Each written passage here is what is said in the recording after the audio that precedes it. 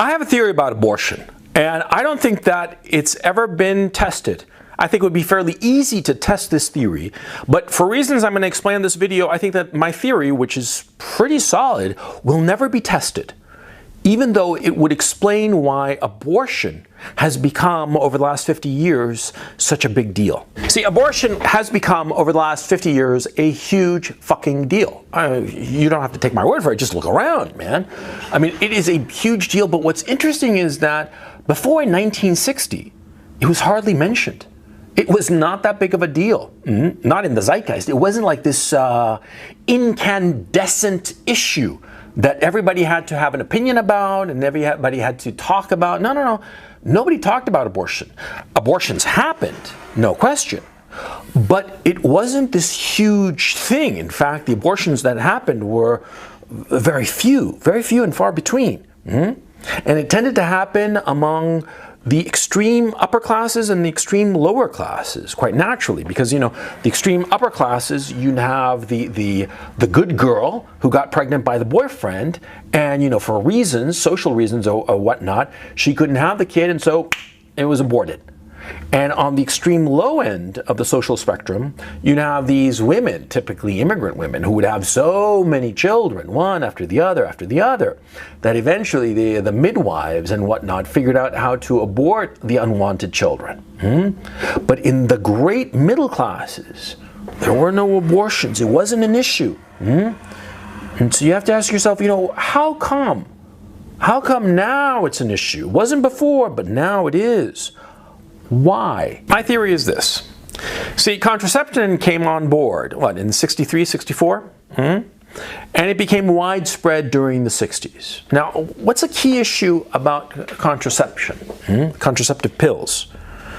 Well, see, they are basically human hormones. That's what they basically are. They are hormones. And how do they work? Well, to make a long story short, they essentially trick the body into thinking that it's already pregnant, and therefore it doesn't need to implant another embryo. That is basically the idea. It's much more sophisticated than that, but for purposes of this conversation, we can leave it at that oversimplification, right?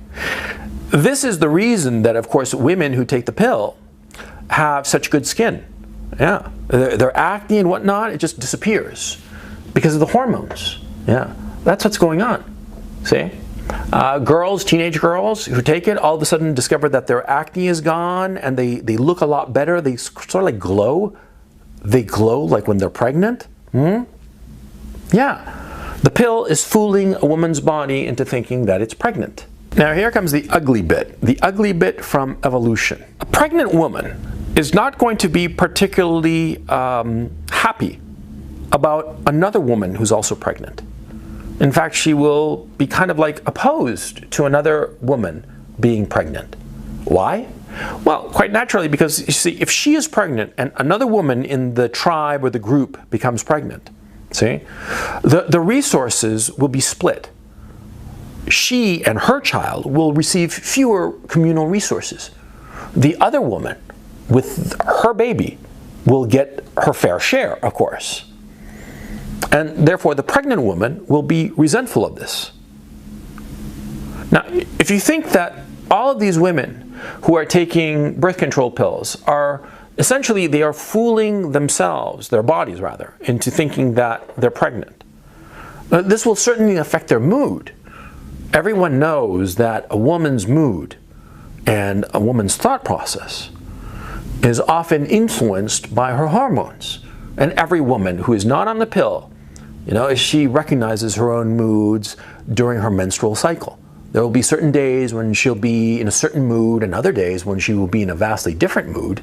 And she will know, if she's a grown woman and knows and has experience with her own menstruation, that it has to do with her hormones and not what she actually thinks. But you see, if you have vast swaths of the population whose bodies feel as if they are pregnant, they are going to be very negative on the issue of other women being pregnant. And in fact, they will be advocating for other women to not be pregnant, i.e. to abort their children. Yeah, so a woman who's on the pill is more likely to be in favor of abortion than a woman who is not on the pill. And you could say that maybe that's not the case. Maybe women who are naturally liberal, i.e. in favor of abortion, tend to be more educated and tend to be more on the pill, and ergo, it's correlation, not causation. It could be that, but wouldn't it be great if somebody actually made a study of this, a controlled study, to see if birth control pills are the reason so many women are in favor of abortion? I mean, come on, we are getting to a point in our civilization where women are celebrating abortion. What the fuck is that all about? That seems to me, frankly, insane. I mean, when I was growing up, a lot of people were saying that, abortion, oh, it's a tragedy, but it's a necessary evil, oh, and it should be, what was the term? Safe, legal, and rare. That's what they used to say back in the 90s, not too long ago. But now you have women who are on camera, on TikTok and whatnot, celebrating an abortion, their own or somebody else's. Look, I'm a conservative, a hardcore conservative. But I do believe that we are having all kinds of interesting problems because of the food that we take. The food that we take and the water that we drink. So much of the water that we drink has the runoff from birth control pills. And many of the foods that we eat are contaminated with various chemicals from plastic. And we see men acting in ways that are effeminate and bizarre. I mean, you look at old movies from the 1950s and 40s and 30s, man on the street kind of coverage, right? Where some cameraman with a microphone would just stop and talk to some random person on the street, and they all seemed far more manly than the men today. And that's a fact. That's not something that I'm making up. It's quite obvious, as a matter of fact. It seems to me that it is probably from the water with the runoff from the birth control pills and the chemicals in the plastics. A lot of people think the same.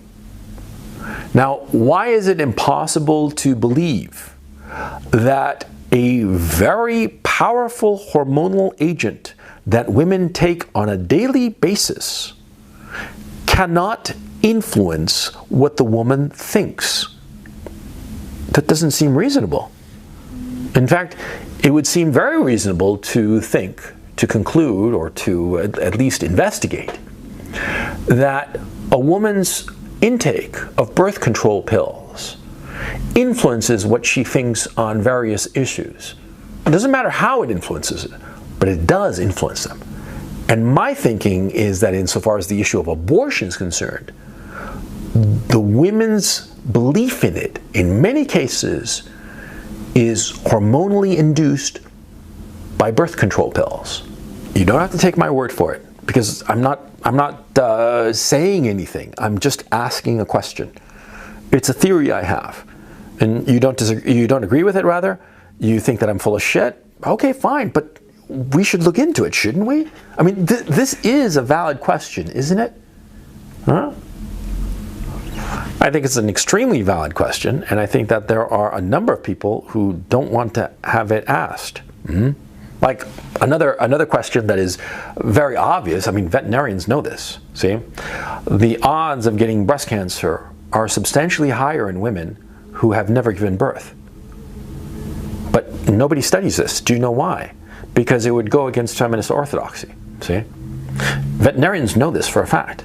Yeah, because dogs that have never had pups, they get breast cancer many times more than dogs that have had pups. See? And if it's true in animals, in dogs and cats and in other animals, then it's certainly going to be true in human beings, because human beings, whether we like to admit it or not, we are animals. And by the same token, we are influenced by hormones. And our thinking is influenced by hormones. I mean, my God, this Andrew Sullivan, the most liberal guy imaginable, right? He has to take testosterone for some problem he has. I think it's because of his HIV. I forgot, actually. But he wrote an article about it, about how every time he takes testosterone, right, in the days immediately after, he thinks different. His energy is up through the roof. He's much more confrontational. He also just has different ideas and different points of view, and he's written about this. Why is it impossible to believe that women are in favor of abortion much more if they are taking birth control pills, which are a hormone? Why is that impossible to believe? Shouldn't we be asking these questions?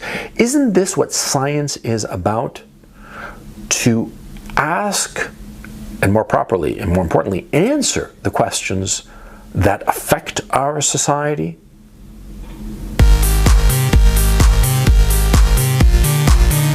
Thank you so much for watching this video. I hope you enjoyed it, and if you did, please check out my Patreon channel. Link is in the description below. On Patreon, I put out an extra video every Wednesday, and I do a Sunday call-in show called a weekly webinar. Now, the reason that I'm doing it is because it's just more fun, and I can talk about things that if I were to talk about them on YouTube would probably get me deplatformed. Yeah. So anyway, go check it out. Link is in the description below.